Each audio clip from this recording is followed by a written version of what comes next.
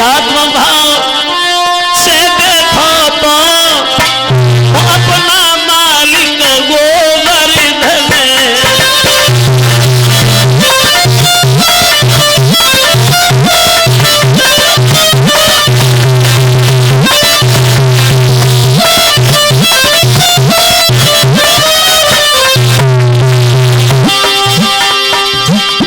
हे बाबा, सबका मालिक एक है परमेश्वर, उसी का अच्छी तरह से पूजा करो, वही बढ़िया पूजन। लेकिन यहां देखो तो हम लोगों का मालिक है गोवर्धन, जहां हमारी गाय चरती है, जहां हमारे बछड़ा चरते हैं, तो हम इंद्र का पूजन काय को करें, गोवर्धन का पूजन क्यों नहीं करें? हाँ बोले।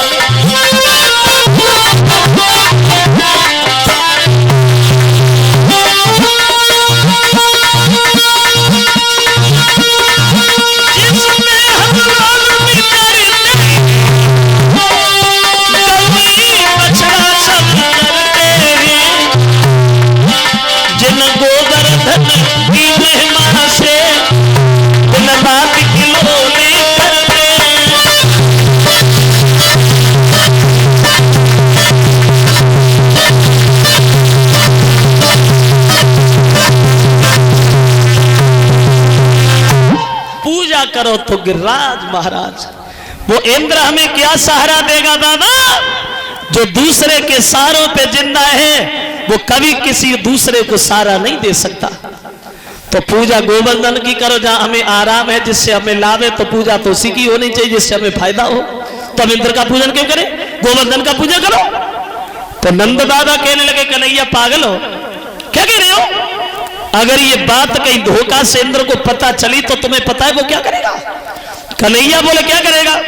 अरे ज्यादा करेगा तो जल की वर्षा नहीं करेगा और क्या करेगा, लेकिन पूजा होगी तो गोवर्धन की होगी बाबा।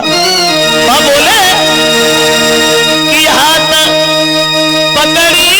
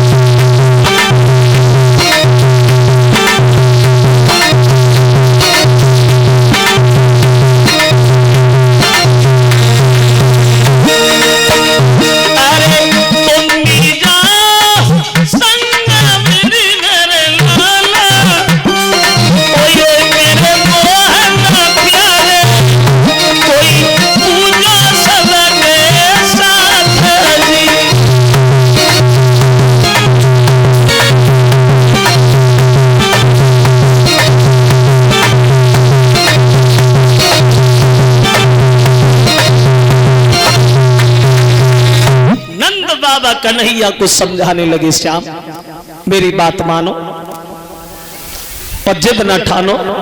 अब इंद्र का पूजन करते आए तो उन्हीं का पूजन करो। कन्हैया कहने लगे बाबा, पूजा हम गोवर्धन के अलावा वृंदावन में होने किसी की नहीं देंगे। अगर गोवर्धन की पूजा नहीं भाई तो पूजा इंद्र की भी नहीं होगी। पूजा करो तो गिरिराज महाराज की। तो समझ गए कि अब ये नहीं मानेंगे, तो गांव के लोगों को इकट्ठा किया, सलामें लाने लगे। भैया कन्हैया की इच्छा है तो तुम्हारी क्या इच्छा है? अगर हम लोग इंद्र का पूजन छोड़ दें, गोवर्धन का पूजन करें तो गांव के लोग बोले बाबा तुम तो गांव के मुखिया हो और जब तुम ही तैयार हो तो हम क्यों मना करें? तो बोले अब चलो तो चलो। गोपियों को इशारा दिया कि गोपियां सब चले गोवर्धन की तरफ। अब चलिए वो गोपियां 16 श्रृंगार किए हुए गोवर्धन की तरफ पूजा की थाली हाथ लेकर के महा। ऐसा नहीं भक्तों,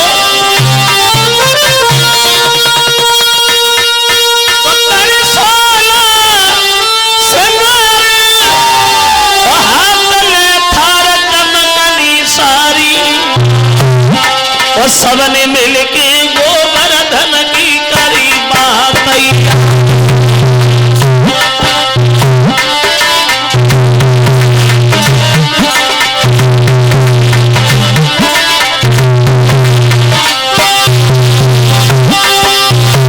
चले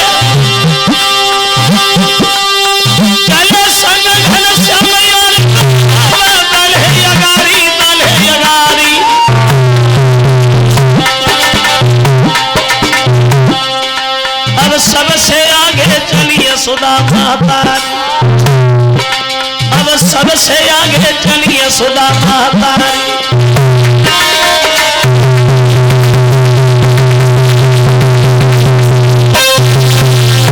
चलिए गोपियां गोवर्धन की पूजा करने के लिए धीरे धीरे कुछ गा रही हैं, कुछ गुनगुना रही हैं। आशा करें आप लोग भी गाते चलें धीरे धीरे। अरे बाजी बा, एक तुच्छ से इंसान की बात को मान करके वृंदावन के लोगों ने हमारा इतना बड़ा पाल किया। जिंदगी के सर पर धूल फेंक दी। कभी क्रोध के मारे खड़ा हो जाता है, कभी बैठ जाता है, थर थर कांप रहा इंद्र क्रोध की वजह से। तो नारद ने देखा कि इंद्र क्रोध की ज्वाला में तो भड़क ही रहा है, इसमें पानी नहीं थोड़ी घी की जरूरत है, ला हम और छोड़ दे रहे, हमारा क्या जा रहा है। अब चले नारद इंद्र से मिले। क्या हो रहा है इंद्र? इंद्र कहने लगा बाबा देख रहे तुम लोग, वृंदावन के लोग पागल हो गए, एक बच्चे की बात को मान करके पत्थर की पूजा करें, बुद्धि खराब हो गई है सबकी।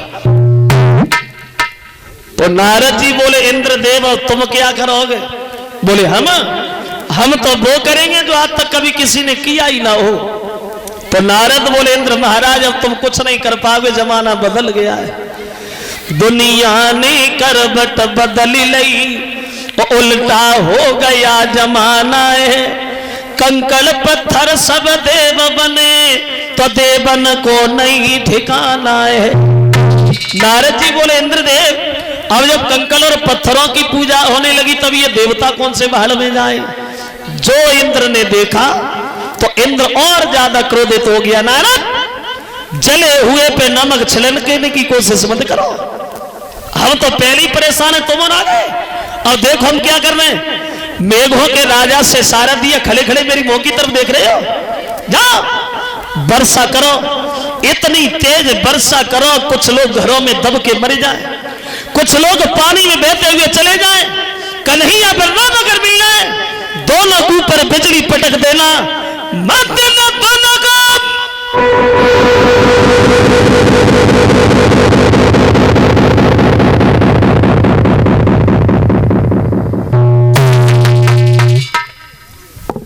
इंद्र के आदेशानुसार पानी बरसना जिस समय शुरू हुआ है भक्तों वृंदावन पे, अरे घन घोर घटा गेला,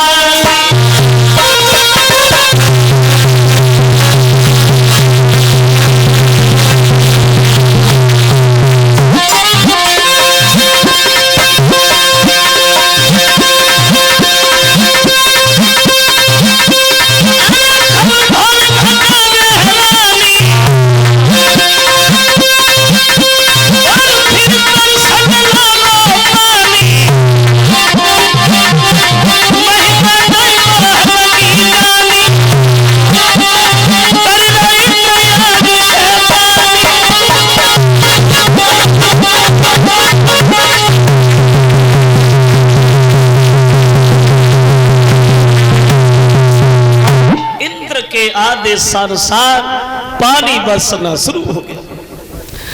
काले पीले नीले सफेद बादल पे बादल आने लगे, और टूटने लगी बिजली ब्रज पे, और 49 पवन सन्नान लगे।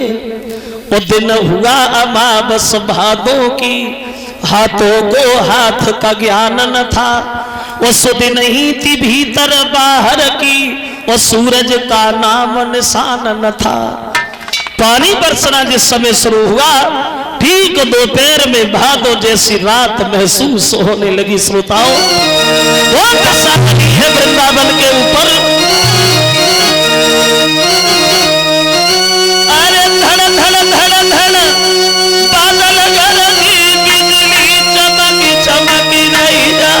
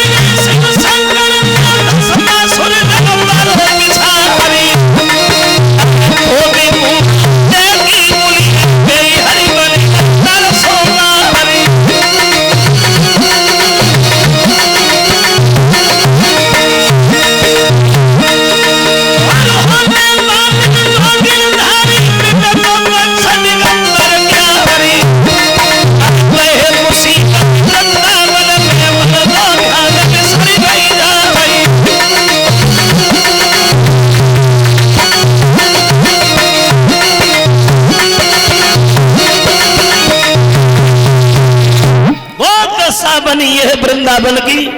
ठीक दोपहर में भादो जैसी रात महसूस होने लगी। कलश वाली बहनाएं सामने खड़ी हो जाए, सब लोग त्राहे त्राहे करके दौड़े। कन्हैया जा खड़े हैं, कन्हैया के सामने जाके रोने लगे हैं, श्याम अगर हम वृंदावन के लोग तुम्हारी बात न मानते तो तुम ये सोचते कि वृंदावन में हमारा कोई सम्मान नहीं करता। अब तुम्हारी बात को मान करके इंद्र हमें जिंदा नहीं छोड़ेगा कन्हैया, अब हम किधर जाए? तो कन्हैया कहने लगे वृंदावन के लोग तुम चिंता काहे को कर रहे? जिन गोवर्धन का तुमने सम्मान किया है आज वही गोवर्धन तुम्हारा काम नहीं निकाले।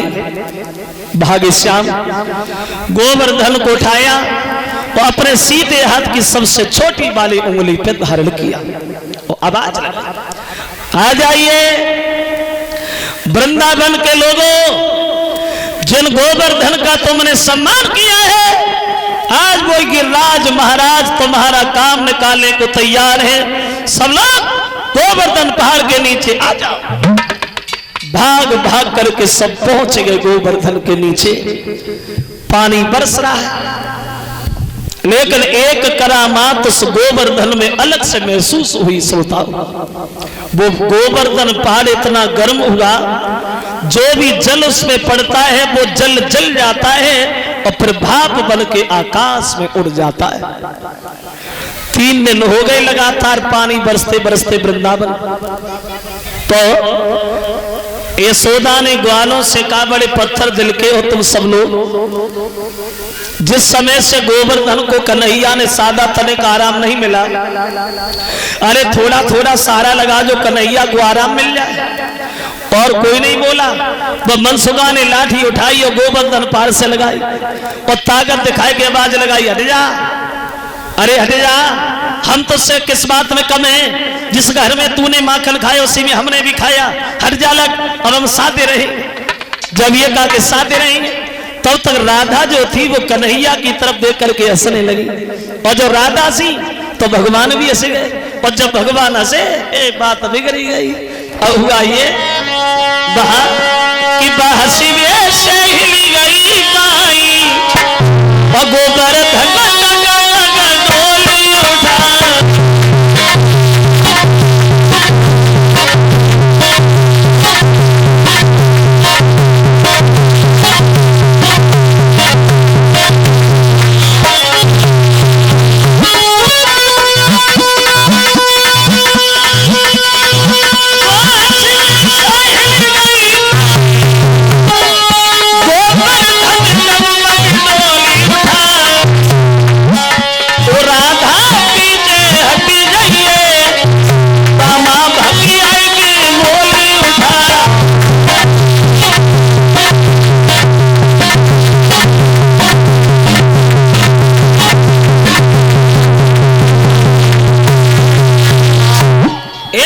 से गोवर्धन हिलने लगा तो दामा चिल्लाने लगा, राधा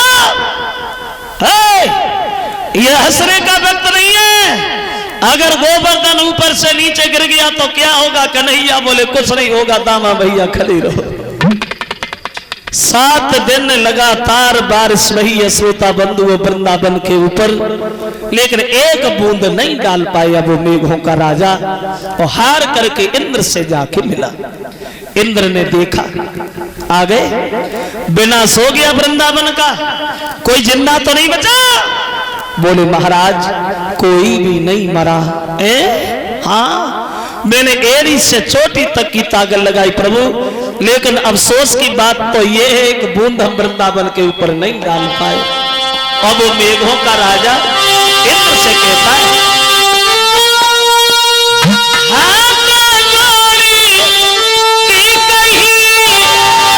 और सुना तुम सही किया न हमारी, और न जाने कैसे वृंदावन के मुरलीधर गिरा।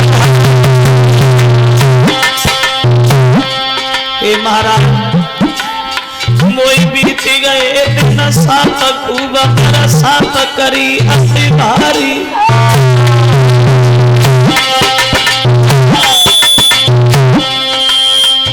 वृंदावन के सके न कछु बिगारी।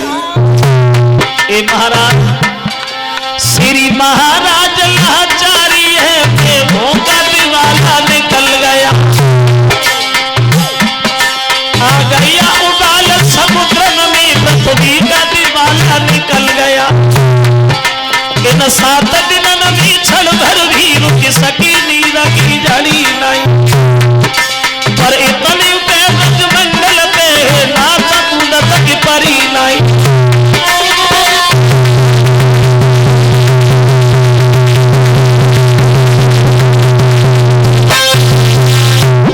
हे महाराज, अफसोस की बात तो यह है कि 7 दिन लगातार बारिश रही, लेकिन एक बूंद वृंदावन पर न डाल पाए। तब इंद्र को ज्ञान हुआ, इसका मतलब यह है कि कृष्ण अवतार हो गया। बोले सब बादल हट जा, बादल सब हट गए, अंधकार नष्ट हो गया, प्रकाश आ गया। कन्हैया ने सबको बाहर किया, गोवर्धन को जमीन पर रखा। तब तक इंद्र ने कन्हैया के भाग करके पैर पकड़ लिए। क्षमा करना श्याम सुंदर, थोड़े अभिमान के कारण हम आपकी माया नहीं समझ पाए, हमें क्षमा करो, भूल हो गई। बार बार क्षमा याचना करने के बाद वो इंद्र जो है वो वहां से चला जाता है। इस तरह से भगवान ने गोवर्धन पाल का पूजन कराया। अब क्या हुआ, इधर लीला में लगे हैं भगवान। एक दिन कन्हैया से गोपियां बोली, ये गोपियां कन्हैया को बहुत प्रेम करती थी। प्रेम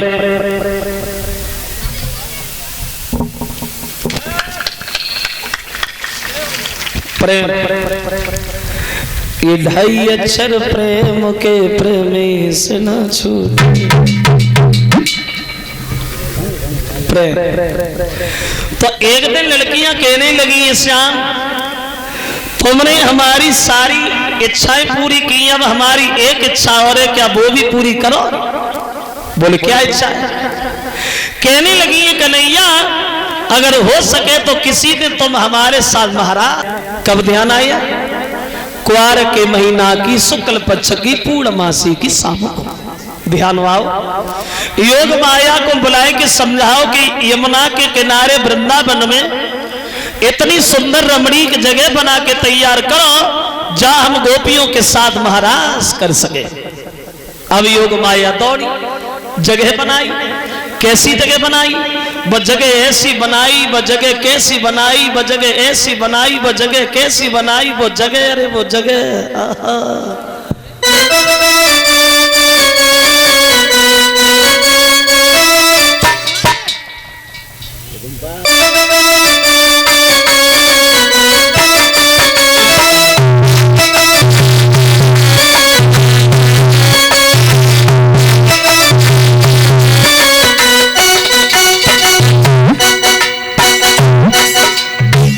कैसी जगह बनाई। तो एक कभी कल्पना करता है, जो योग माया ने जगह तैयार की वो जगह कैसी तैयार की।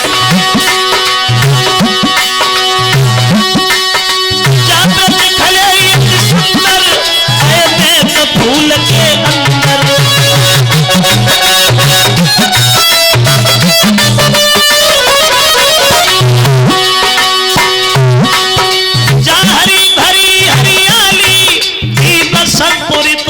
सुंदर रूप बनायो है, अरे बंसी वालों श्याम फेर के आयो है।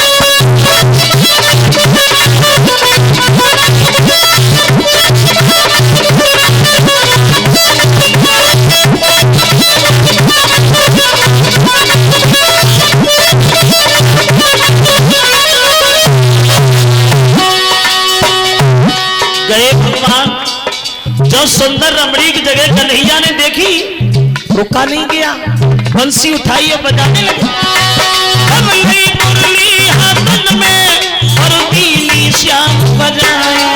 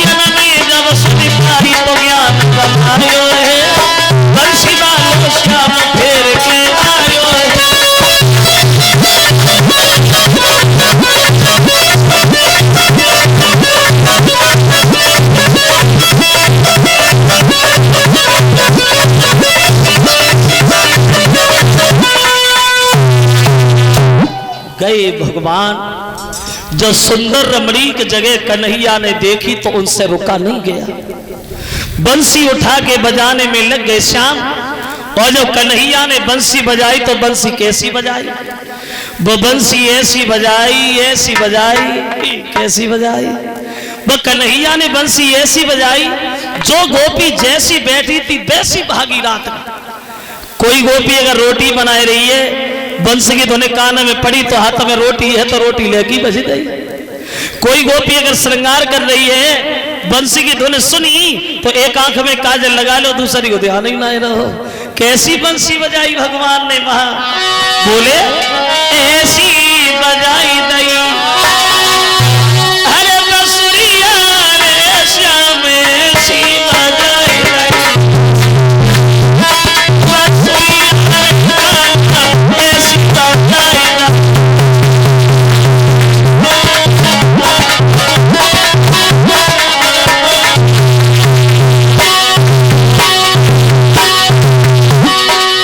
कैसी गोपियां श्रृंगार भूल, उल्टे सीधे गहने पहनना शुरू हो गए। क्या दशा है गोपियों की, किसी के नाक में कुंडल बुला, उल्टे सीधे गहने, किसी के नाक में कुंडल बुला कानन में, किसी के होठन में सुरमा लिपस्टिक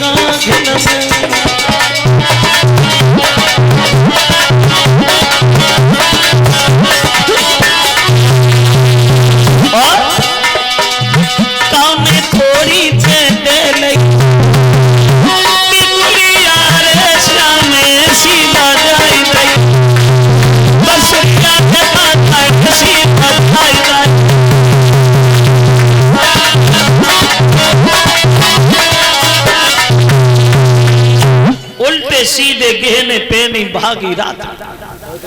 बहुत रोका नहीं मानी गोपियां, और ये भागती भागती पहुंच गई ना कन्हैया बंसी की धुन में लीन है।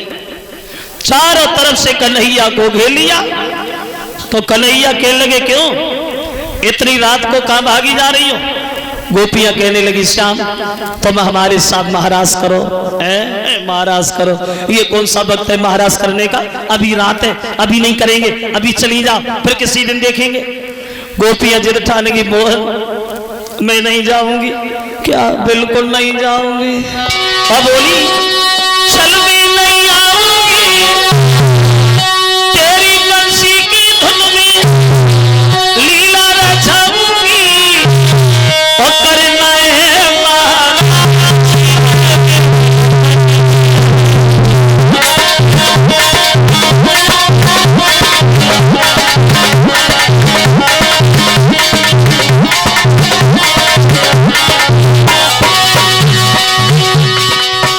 समझ गए भगवान। अब ये गोपियां मानने वाली नहीं। भारत शुरू हो गया, जितनी गोपियां हैं उतनी गोपाल बन गए। बोध साहेब जितनी सखियां उतनी शुरू हो लीला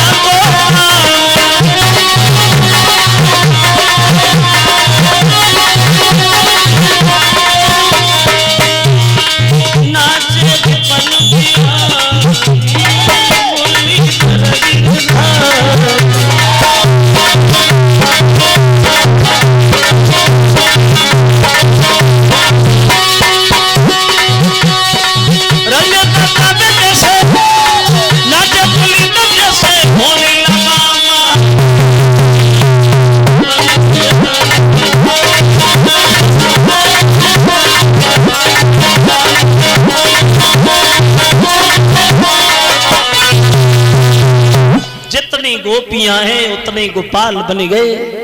किसी भी लड़की को यह खबर नहीं है कि कन्हैया हमारे पास में या किसी दूसरी लड़की के पास। अब उस महाराज के दृश्य को देखने के लिए साधारण स्त्रियां नहीं बल्कि देवताओं की देवियां भी चली रात में। कैलाश पर्वत से भोले बाबा की पत्नी पार्वती जी चली तो शंकर जी रास्ता घेर के खड़े हो गए। पार्वती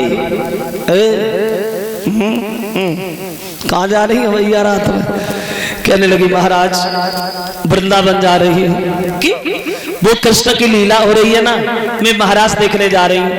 तो भोले बाबा कहने लगे पार्वती तो जब बात हमसे काहे को छुपाई, हमें भी लिए चलो हम भी महाराज देख के आएंगे। कहने लगी प्रभु वहां औरतें जाती, पुरुषों का कोई काम नहीं। शंकर जी कहने लगे औरतें जाती पुरुष नहीं जाते, क्यों नहीं जाते भैया, मैं तो जाऊंगा। बोली तुम्हें तो कोई अंदर भी नहीं घुसने देगा क्या? हाँ। शंकर जी कहने लगे पार्वती वहां औरतें जाती हैं, हाँ औरतों को कोई नहीं रोकता भैया। तो तुम्हारे पास तुम्हारी कोई साड़ी रखी है क्या? मतलब बोले तो बोले गाना से एक दिन क्यों बोला, प्यारी हम भी जनाने बनेंगे। वो बोले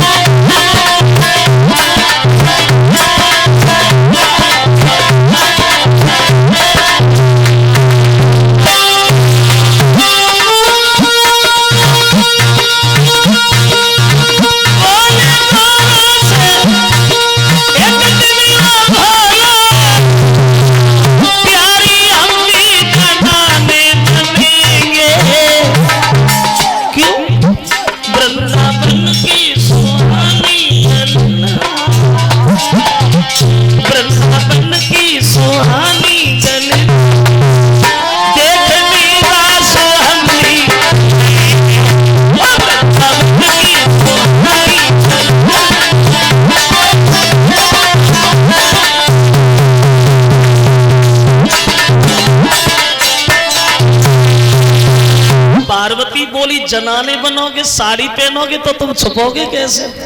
ना तो तुम पे औरतें जैसी चालें आए और ना औरतें जैसी बातें आए, और जो 1.5 हाथ की डाली लटक रही है इसे कहाँ ले जाओगे भोले बाबा? गोपियां देखते देखते पहचान लेंगी, ज्यादा करोगे तो मैं भी नहीं जाऊंगी। शंकर जी बोले तुमसे किसने कहा तुम जाओ, तुम बैठो हम तो गए। साड़ी उठाई ले आए, जनाने बनने लगे कैलाश पर्वत में, औरतों बाल श्रृंगार कर बैठे भोले बाबा। बहुत दशा है शंकर जी की, बनी गए रे, अरे बनी गए रे सुंदर ब्रज की नारी, और सजावे बोले पार्वती।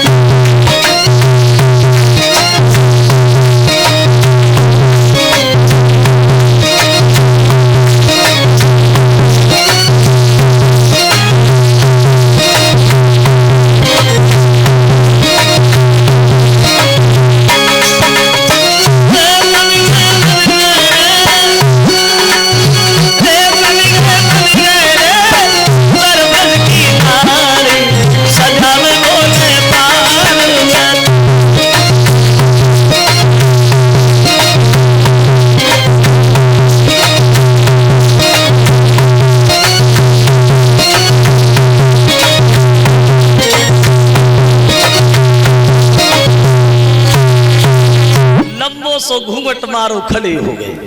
अब बोलो पार्वती अब भी कोई पहचान लेगा क्या? पार्वती जी बोली शंकर जी मेरी बात मान जा, लड़कियां देखती देखते पहचान लेंगी, मत जाओ। शंकर जी बोले पूरी रात हो गई, मत जाओ तो मत न जाओ, मत हो गए चल दिए। पार्वती बोली रुको हम भी आ रहे, बोले आओ तुम आगे आगे चलो, पीछे पीछे चल रहे हैं। अब आगे आगे पार्वती, पीछे भोला भंडारी, बड़े मन में मगन है, सोच रहे परमात्मा बचपन में कन्हैया के दर्शन हुए थे, दोबारा दर्शन होंगे, ये सोचते हुए आगे बढ़े। लेकिन महाराज में घुस भी नहीं पाए, उससे पहले गोपी ने दरवाजे पे ही खड़ा कर लिया, खड़ी हो जाओ। पार्वती बोली हम तो महाराज देखने आए, देखो खूब देखो, ऐसे थोड़ी देखोगी, कैसे देखेंगे, परिचय बताओ, कहां से आई, क्या नाम है तुम्हारा, कहां रहती हो? पार्वती सोचने लगी हम अपना परिचय तो दे देंगे, और जो पीछे घूंघट मारे खड़े इनके लिए क्या कहेंगे कौन है? बोले तुमने हमें पहचाना नहीं, मैं हूं ना, मैं कैलाश पर्वत से आई हूं। गोपी बोली अच्छा शंकर जी की पत्नी पार्वती जी, माफ करना आप जाओ आप जाओ। अब पार्वती अंदर घुसी, भोले बाबा घूंघट मारे पीछे ही लगे। अब गोपी ने खड़ा कर लिया, खड़ी हो जाओ, तुम ही तो बताओ तुम कहां से आई? अब बोल ही नहीं रहे, चुपचाप खड़े हैं। पार्वती ने पीछे मुड़ के देखा, शंकर जी तो दरवाजे पे ही रह गए। लौट आई क्यों? इन्हें काहे को रोक लिया? इन्हें क्यों नहीं जाने दिया? गोपी कहने लगी, माफ करना पार्वती, हम आपको तो जानते हैं, आप भोले बाबा की पत्नी है, और जे घूंघट मारे खड़ी जे मेरे समझ में नहीं आई। अगर तुम्हारी संग आई है तो तुम इनका परिचय दे दो। पार्वती सोचने लगी, हाय अब क्या कहे।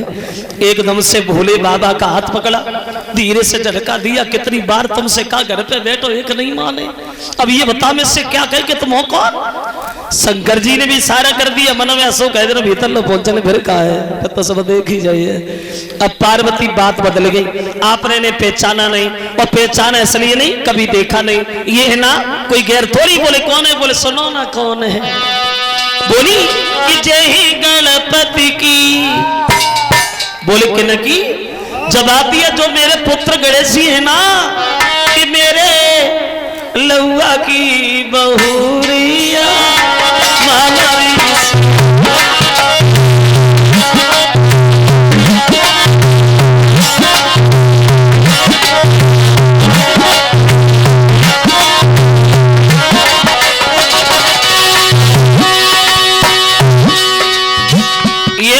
पुत्र गणेश जी की पत्नी है। अब जाए, अब तो चली जाए। रुको रुको पार्वती, क्या गणेश जी की शादी हो गई? बोले और का कितने दिन भाई, 10 दिन पहले अपने लला की घर में करी सगाई, सुंदर बहुअरी बेटा की, और मेरे घर में आई देखी पर्वत की दहरिया।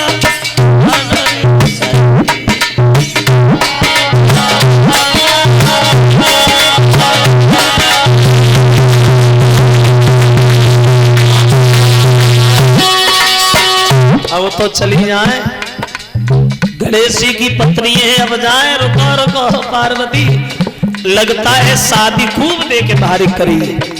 बहू अपन से लंबी ढूंढी। बोली और का की थोड़ी है। बोली अरे करी शादी अपने लला की खबर लोनाए भिजवाई, और घटने का कहियो देखो, एक घटने का कहियो देखे, कैसी बहू करी आई, कैसी गणपति की बहुरिया।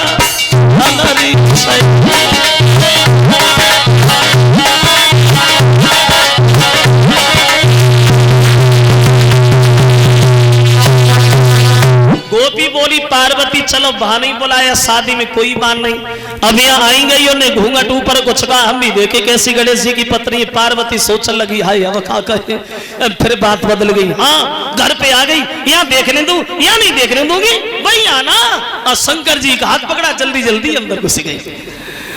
अब पार्वती तो महाराज देखने लगी, भोले बाबा घूंघट मारे बैठे हैं, महाराज देख नहीं पा रहे, घूंघट नीचे से ऊपर को छकाते से पार्वती झटका कर देती, नीचे ना करे मुझे तो बोलते। बड़े व्याकुल महाराज देखने गए, देख ही नहीं पा रहे।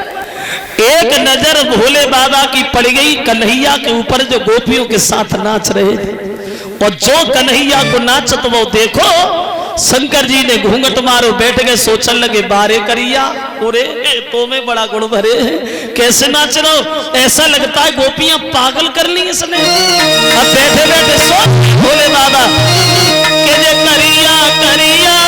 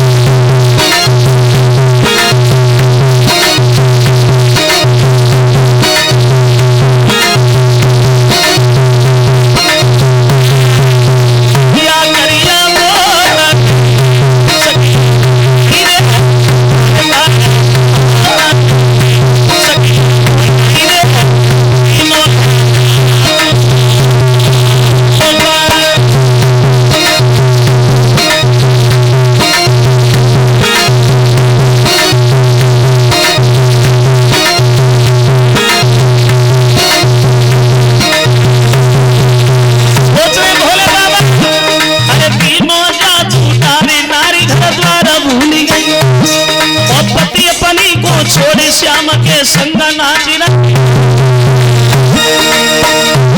ये नाचे संग सदरिया और संगियन फेरी नहीं बजाई राव कैसी नगरिया भैया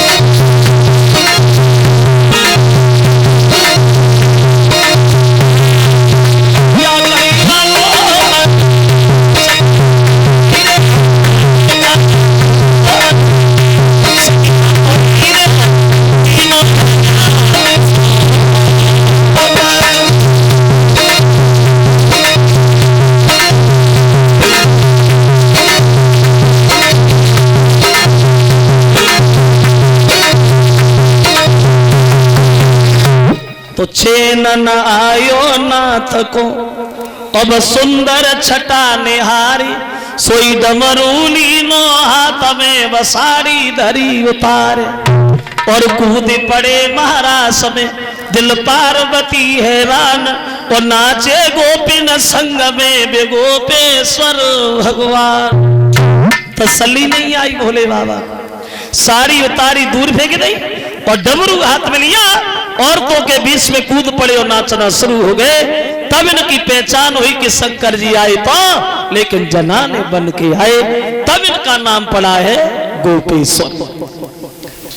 अब क्या हुआ, कलश वाली कन्याएं सामने खड़ी हो जाए।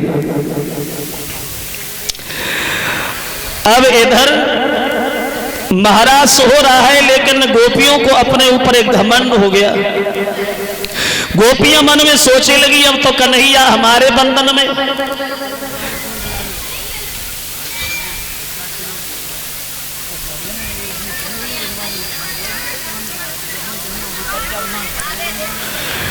अब तो हमारे बंधन में श्याम। हमने इनसे कहा महाराज करो तो किया, अब कहेंगे बर्तन साफ करो तो करेंगे, कहां जाए। तो गोपियों के घमंड को दूर करने के लिए कन्हैया थोड़ी देर के लिए अंतर ध्यान हो गए। वहां चारों तरफ अंधकार ही अंधकार छा गया, प्रकाश नष्ट हो गया।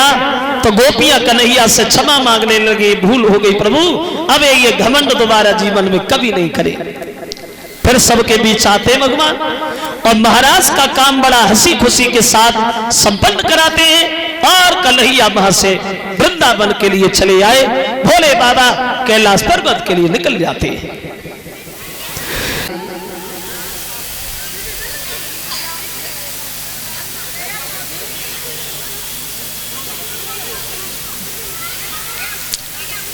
जो स्त्रियां वस्त्रहीन होके नहाती हैं, बिल्कुल नग्न होके नहाती हैं, उनके घर से लक्ष्मी सदा सदा के लिए चली जाती है। और जल में रहने वाले वरुण देवता का अपमान होता है। नारी का कोई नग्न भेष और माना जाता है ज्ञान नहीं, और जलवासी वरुण देवता का क्या है इसमें अपमान नहीं। कभी भी स्त्री को वस्त्र उतार के नहीं नहाना चाहिए। भागवत में तो यहां तक प्रमाण है भक्तों, अगर स्त्री के घुटनों तक जल है तो उस स्त्री को उस जल में घुसना भी मना है। तो गोपियां क्षमा याचना कर रही, प्रभु भूल हो गई, जीवन में ऐसी दोबारा भूल हरगिज हम नहीं करेंगे। इधर कन्हैया लीला में लगे और इधर जहां कंस का दरबार लगा है, अक्षमात देव ऋषि नारद कंस की कचहरी में फिर पहुंच गए। जो कंस ने देखा, आइए बाबा जी तुम्हारी बताई युक्ति भी फेल हो गई। कमल के फूल मंगवाए उन्होंने, भिजवाए, अब क्या करें। तो नारद जी बोले कंसराज एक ही उपाय तो फेल हो गया। एक बात बता, अगर कन्हैया वृंदावन से मथुरा में आ जाए तो मार दोगे? बोले तो क्यों नहीं मार दोगे, तो मार ही देंगे। तो फिर तुम देर क्या कर रहे हो? अरे धनुष की तैयारियां करो, अक्रूर को वृंदावन भेजो, कन्हैया बलराम को बुलाओ, और जब ये दोनों आ जाएं पकड़ के मार देना, बीमारी खत्म और चिंता भी खत्म। कहो कैसी रही? कंस खुशी के मारे उछल पड़ा, आज बाबा मन की नहीं। अब दोनों जरूर मरेंगे। अक्रूर वृंदावन चले जाओ, कन्हैया बलराम को बुला के लाओ, दोनों की मौत हमारे हाथ से निश्चित है। तो अक्रूर समझाने लगे कंस, कन्हैया को ना बुला, क्यों? वो मारे जाएंगे इसलिए? बोले नहीं भोजराज, जब तक कन्हैया वृंदावन से मथुरा में नहीं आ रहे तब तक तुम सही सलामत हो, और जिस दिन कन्हैया वृंदावन से मथुरा में आ गए उसी दिन तुम्हारे जीवन का आखिरी दिन होगा कंसराज। इसलिए जब तक बचे हो तब तक ही बचे रहो। नहीं माना कंस, बोले ये वक्त बताएगा नारद, मौत हमारी है, उनकी फिलहाल बुला के लाओ। चले हैं अक्रूर वृंदावन में नंद बाबा से जाके मिले हैं। तो नंद बाबा कहने लगे भैया हमें ले चलो, लेकर कन्हैया को न ले चलो, पता नहीं वो हमारे बच्चों के साथ क्या करे। तो ग्वाल बाल बोले बाबा कन्हैया तो जरूर जाएंगे, अगर वो कंस मथुरा का राजा है तो हम इस वृंदावन में किसी से कम नहीं। सुबह हुआ, रथ पे सवार होकर के जब सब लोग चले वृंदावन से मथुरा के लिए तो यशोदा रोने लगी। जा रहा है लाला? बोले हाँ मैया, मामा ने बुलाया है, कल धनुष यज्ञ होगा, परसों आ जाऊंगा मैया। रोए नहीं, जो तूने हमारे साथ किया है किन शब्दों में वर्णन करूं मां। दिन रात बिराने उल्हाने सहे और पौनने का निठुरता धारी, तो हमारी हट हेट सुनी जितनी उतनी सुन सके न से सपुरारी। 7 जन्म धरे तो न मिले और मोसो लड़का तो सी महतारी। बोले परसों आऊंगा मां। चले मैया को समझाने के बाद आगे, लेकिन तब तक गोपियों ने चारों तरफ से कन्हैया करत घेर लिया। वो राधा फटी फटी आंखों से कन्हैया की तरफ देखती रह गई और आंखों ही आंखों में कन्हैया से सवाल कर देती है, श्याम कहां जा रहे हो? तो कन्हैया कहने लगे राधा सुनो, और राधा मथुरा नगरी जात री पर सोही लौट के आना।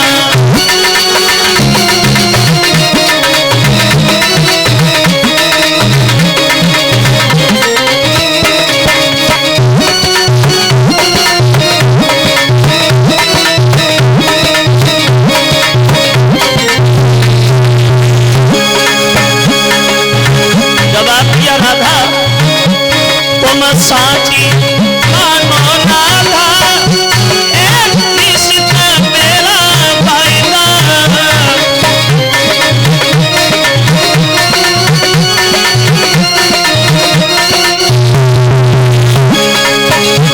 तुम साची मानो राधा एक निश्चित मेरा फायदा।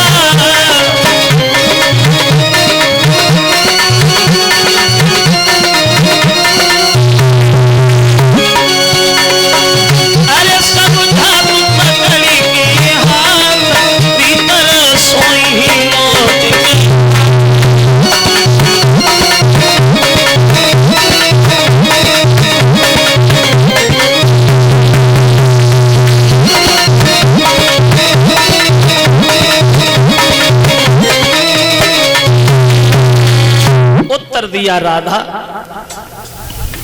मथुरा जा रहा, मामा ने बुलाया है, धनुष यज्ञ कर रहा है, कल रुकना होगा, परसों आ जाऊंगा। राधा रो तो राधा कहने लगी है कन्हैया अब तुम नहीं आओ, क्योंकि तुम्हारा दिल उब गया वृंदावन में रहते रहते। अब तुम्हें यहाँ वृंदावन में अच्छा नहीं लगता है श्याम? क्या जाने से पहले तुम एक बार मुझसे ये नहीं कह सकते मैं मथुरा जा रहा हूं? क्या जाने से पहले तुम हमसे मिल नहीं सकते थे कन्हैया? ये बात कहने के बाद कि रोई गई राधा सुकुमारी, कोई पकड़े श्याम को।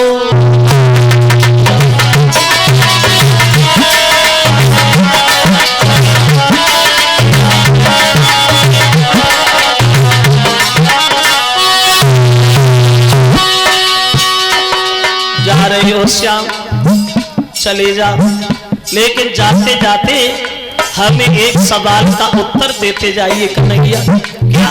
तो बोली, क्या तुम्हें मेरी याद नहीं आई है?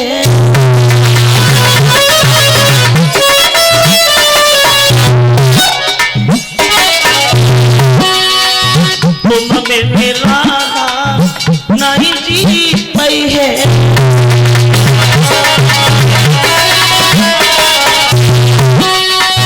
बिना तुम्हारे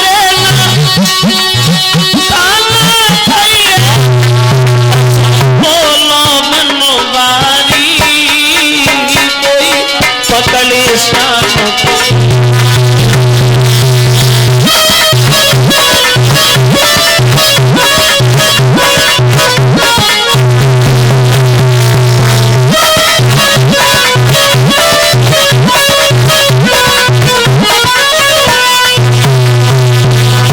अब नहीं आओगे श्याम तुम वृंदावन में, क्योंकि अब तुम्हारा दिल ऊब गया वृंदावन में रहते रहते।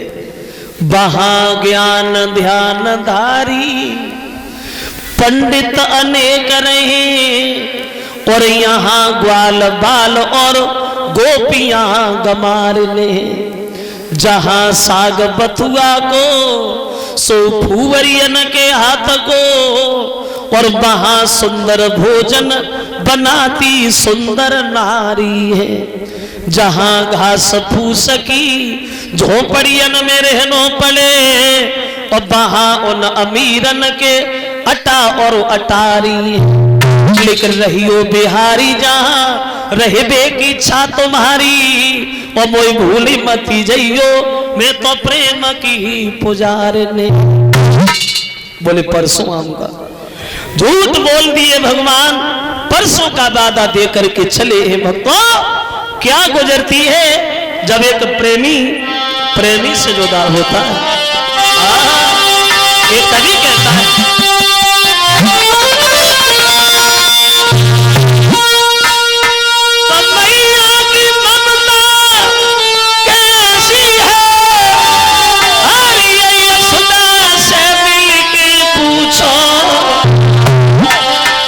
क्या प्रेमी की गति होती है ये राधा के दिल से।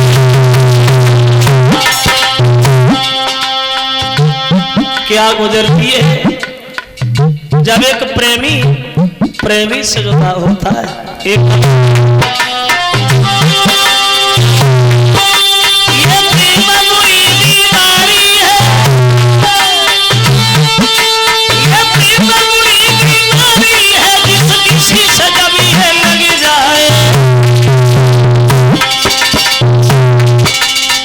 खाना पीना की कौन कहे है दीदा हराम भी हो जाए।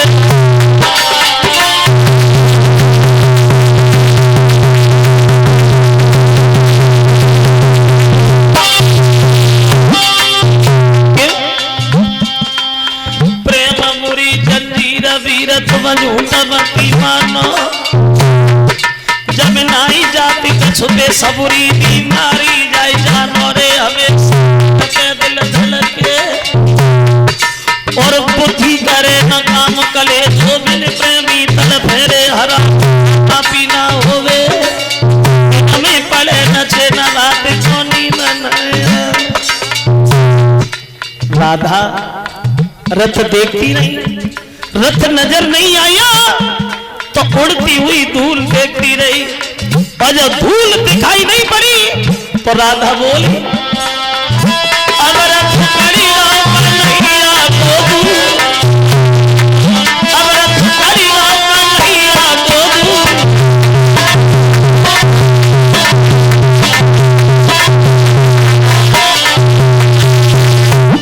इधर गोपियां राधा को समझा रही, राधा रोए नहीं। कन्हैया परसों की कह के गए, झूठ नहीं बोलेंगे सहेली राधा तसल्ली धारण करो, श्याम अवश्य आए। इधर गोपियां राधा को समझा बुझा के घर ले आई है श्रोता बंधुओं, और उधर ग्वाल बाल नंद बाबा भैया बलराम घनश्याम पहुंच गए कंस के फूल बाग में, गांव से बाहर मथुरा से दूर। तो नंद बाबा सबसे बोले अब तो शाम हो गई भैया, एक काम करेंगे, अब रात को रुकते सुबह चलते तब मथुरा देखेंगे, मथुरा में सुबह चलेंगे। तो कन्हैया बोले बाबा मैं तो अभी जाऊंगा, ये मथुरा बड़ा सुंदर लग रही है बाबा, अगर आपकी आज्ञा हो तो मैं चला जाऊं। तो नंद बाबा मना करते, पागल हो श्याम, अरे कंस गलत है ही लेकिन उसके साथी भी गलत है, बिना बात के लड़ाई झगड़ा करना इन लोगों का काम है, कहीं जाओगे? कन्हैया बोले नहीं बाबा लड़ाई नहीं करूंगा, बहुत जल्दी आ जाऊंगा, कह दो ना चले जाओ। बाबा दूरी ही दूरी से बाबा जी हम नगर देव की भजिया, स्वागत न तुम्हारी खाई रही ना कोई उल्हानो नहीं। बाबा बहुत जल्दी आऊंगा।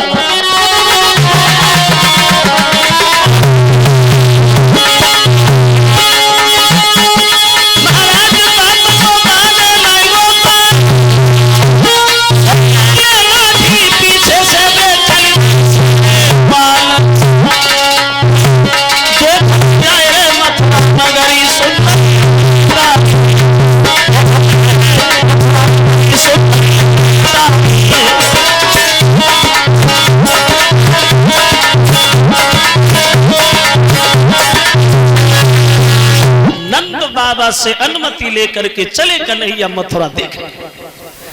एक पतली सी गली से भगवान निकले तो क्या देखा, सामने से कंस का धोबी आ रहा, शराब के नशा में झूमता हुआ, कम 4 बजो चलो जात है, कम 12 बजो चलो जात है, ब्रेक लगे तो लगे न सीधे ही दीवार में जाए के लगे। कन्हैया पास में गए, बोले धोबी भैया हमारी तरफ देखो। धोबी बोला बड़े सुंदर हो, तुम्हारी तरफ देखो, जानते नहीं कंस के धोबी अटल। कन्हैया बोले धोबी भैया तो कंस के मेहमान तो हम भी है ना। धोबी बोला कंस के मेहमान हो तो क्या उठा के सर पे बैठा लूं? कन्हैया बोले धोबी बोला चिल्लानी शाम, ये मथुरा है, वृंदावन नहीं है, सब हीर नहीं है, बुद्धि ठिकाने में आ जाएगी, समझ गए? बिल्कुल नहीं दबा भगवान से वो धोबी, और दबे का एक शराब के नशा, और ये दवा कोई दबने वाली थोड़ी। क्षमा करें इतनी भीड़ में कभी कोई भाई लोग पी लेते हो, और हमें पता है तुम्हारे गांव में तुम्हारे क्षेत्र में पीना तो बहुत दूर कोई इसकी तरफ देखता भी नहीं होगा, कोई